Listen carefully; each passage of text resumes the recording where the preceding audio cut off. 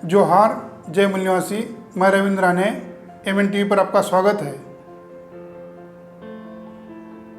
उत्तर प्रदेश में बदायूं में गैंगरेप के बाद आंगनबाड़ी सहायिका की निर्मम हत्या किया। फिर से एक और स्त्री ब्राह्मणवादी व्यवस्था की बलि चढ़ी। बदायूं में बलात्कार हुआ। वह महिला ब्राह्मण धर्म का पालन करने वाली थी। जिसने बलात्कार किया वह भी महंत सत्यनारायण ब्राह्मण था। जहां बलात्कार हुआ वह ब्राह्मण धर्म का प्रार्थना स्थल था, पूजा अर्चना स्थल था। इतना अत्याचार ब्राह्मण धर्म की महिलाओं पर होता है, फिर भी ब्राह्मण धर्म खतरे में क्यों नहीं आता है? वो बदायूं लोकसभा क्षेत्र है। वहां की सांसद स्वामी प्रसाद मौर्य की बेटी संघमित्रा मौर्य है। स्वामी प्रसाद मौर्य बौद्ध धर्म का पालन करते हैं। बेटी का नाम भी सम्राट अशोक की बेटी जैसा संघमित्रा रखा। आपको विधायक बनाएंगे, सांसद बनाएंगे, मंत्री भी बनाएंगे और आपको केवल राजनीतिक पोजीशन देंगे, पावर नहीं। आखिर में आपको बदनाम भी करेंगे। वारदात के समय पर संघमित्रा मौर्य देरी से पहुंची, यह खबर ब्राह्मणवादी मीडिया चला रहा है। हाथरस के घटना के बाद हाथरस से 40 किलोमीटर पर मथुरा लोकसभा क्षेत्र है। वहां की सांसद हेमा मालिनी है। हाथरस की पीड़िता के परिवार के यहाँ महिला सांसद होने के नाते हेमा मालिनी वहां पे पहुंची नहीं। उस समय हेमा मालिनी के मामले में ब्राह्मणवादी मीडिया चिड़ीचुप था।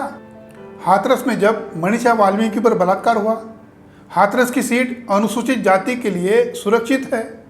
वहां का सांसद राजवीर दिलेर वाल्मीकि है।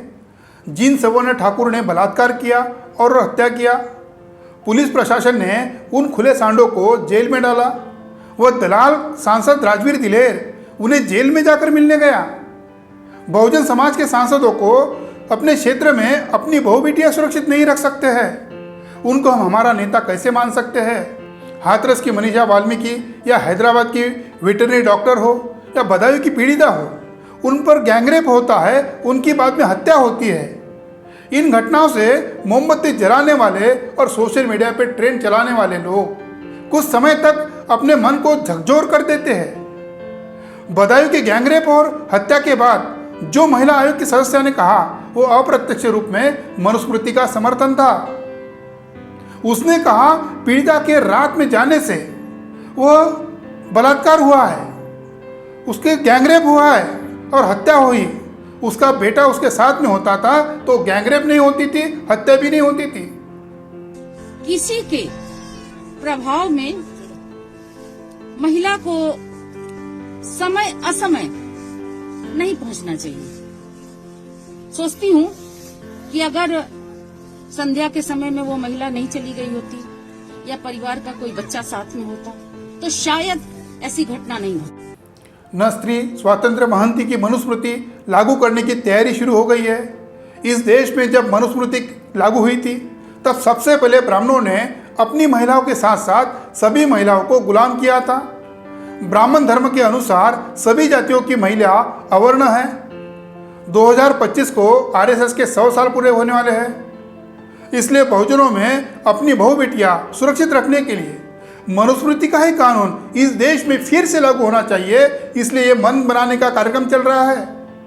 ये सारे बलात्कार संगठित रूप में चल रहे हैं। इसी संगठित कार्यक्रम के तहत महाराष्ट्र के राज्यपाल भगत सिंह कोश्यारी ने विगत 2 महीने पहले ब्राह्मण पुरुषों को वेद सिखाने वाले पुणे की संस्था को 20 लाख रुपए प्रशासन की ओर से दान किया था।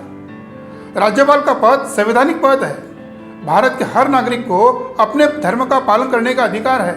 वैसे भगत सिंह कोश्यारी को भी है, मगर संवैधानिक पदों पर रहकर प्रशासन की ओर से ऐसा दान देने का अधिकार उनको किसने दिया? आज देश की ईच एंड एवरी संवैधानिक संस्था पर आरएसएस ने कब्जा बनाया, इसका यह सबूत है। दुनिया 21वीं सदी में है।